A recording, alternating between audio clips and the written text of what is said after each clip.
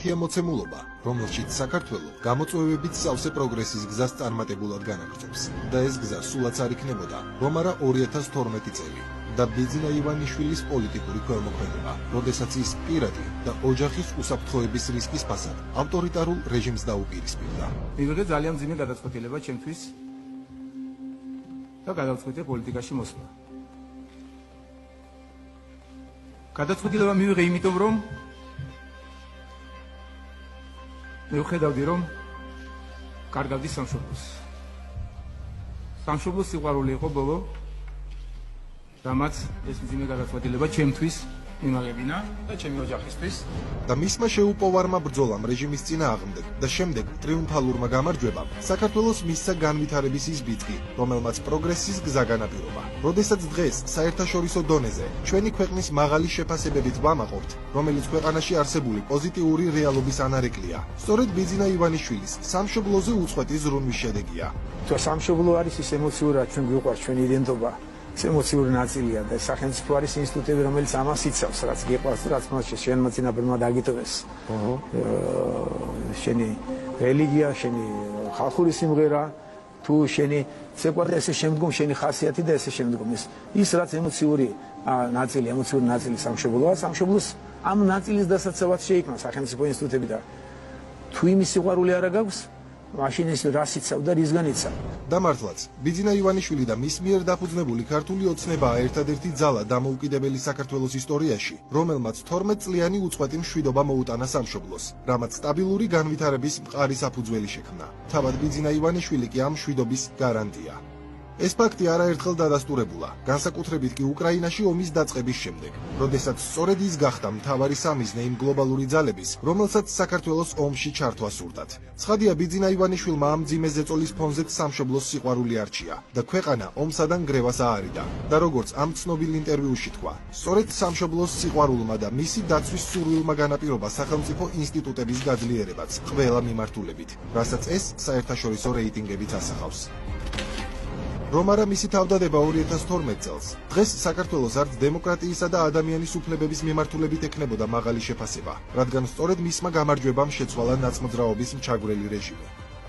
რომ არა ის არც სოციალური პოლიტიკის მიმართულებით ექნებოდა საქართველოს მაღალი შეფასება, რადგან სწორედ მისი ინიციატივით ამოქმედდა საყოველთაო დაზღვევა, C-ჰეპატიტის ელიმინაციის პროგრამა თუ სხვა სოციალური პაკეტები.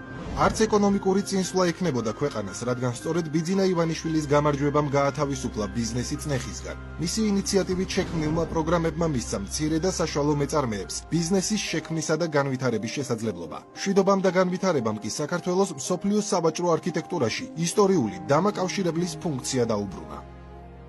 ცხადია, ბიძინა ივანიშვილის პოლიტიკური ქველმოქმედება საქართველოს განვითარების ქვაკუთხედია, მაგრამ არანაკლებ მნიშვნელოვანია მისი პირადი ინიციატივები, რომელიც სახელმწიფოს განვითარებას ყველა მნიშვნელოვანი მიმართულებით დაეხმარა. იქნება ეს განათლება, სპორტი, კულტურა თუ ტურიზმი. განათლების სფეროს ბიძინა ივანიშვილის ოჯახი 90-იანი წლებიდან დღემდე აქტიურად ეხმარება. 92 წლიდან გადავწყვიტეთ ჩვენი წვლილი შეგვეტანა. ეს დაკავშირებული იყო იმასთან, რომ ფინანსური შესაძლებლობა გაიზარდა. შესაბამისად საშუალება ჰქონდა ბავშვები გაგვეგზავნა უცხოეთში სასწავლებლად. მაგრამ რომ ნახეთ, რომ სტუდენტების სწავლა უცხოეთში არ აღმოჩნდა ისეთი ეფექტური, რისი მოლოდინიც ჰქონდა, შესაბამისად მიმართულება შევცვალეთ საგანმანათლებლო სისტემაში უკვე ცვლილებებისკენ.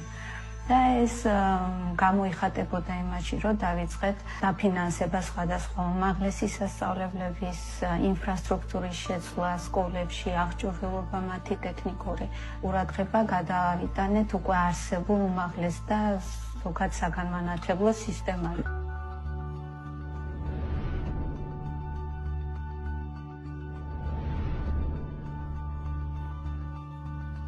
გამოვთქვი ჩემი დიდი ხნის სურვილი საუნივერსიტეტო ქალაქის.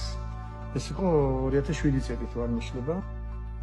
ეს არ იქნება კერძო უნივერსიტეტი, როგორც სხვა მრავალი Even when you feel low, you can still go. Even when you feel slow, you can still go. Even when there's no hope, you can still go.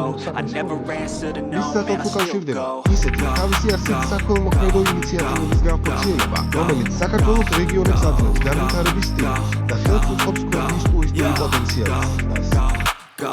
Hustle hard, რაც hustle შეეხება every single კულტურას, day. მის სახელთან არის დაკავშირებული თითქმის ყველა თეატრის საფრთხე.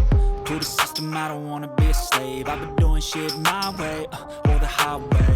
And in the driveway is a nice range. Cause I grind through the climb, I invite pain. You'll never hear me, bitch, nah, I don't complain. Just gotta ასევე მის switch სახელს and უკავშირდება go and კულტურული obtain. მემკვიდრეობის ძეგლების რესტავრაციის პროექტები. Your mind's got the key ingredient, it's belief. They deceive with the negativity, but I just slide right by that ბიძინა energy. ივანიშვილის ოჯახის საჩუქარია ქვეყანაში რაგბის განვითარება, რომელიც არა მხოლოდ ამ სპორტის განვითარებას უწყობს ხელს, არამედ ახალგაზრდებში ჯანსაღი ცხოვრების წესის პოპულარიზაციას ეწევა. და ეს ბიძინა ივანიშვილის ყველმოქმედების მცირე ჩამონათვალია. ოფიციალური მონაცემებით, მას ყველმოქმედებაში 3 მილიარდზე მეტი აქვს უკვე დახარჯული და ახალი პროექტების დაფინანსებაც დადგმულია. ასე რომ ბიძინა ივანიშვილის უცხოეთი ბრძოლა და ზრუნვა ქვეყნის უკეთესი მომავლისთვის სტაბილური განვითარების მყარ საფუძველს. სწორედ ამ განვითარებას ასახავს ეს საერთაშორისო რეйтინგიც, მაგრამ ქვეყნის პროგრესს დაცვა და შენარჩუნება სჭირდება. ეს კი უწყვეტი პროცესია.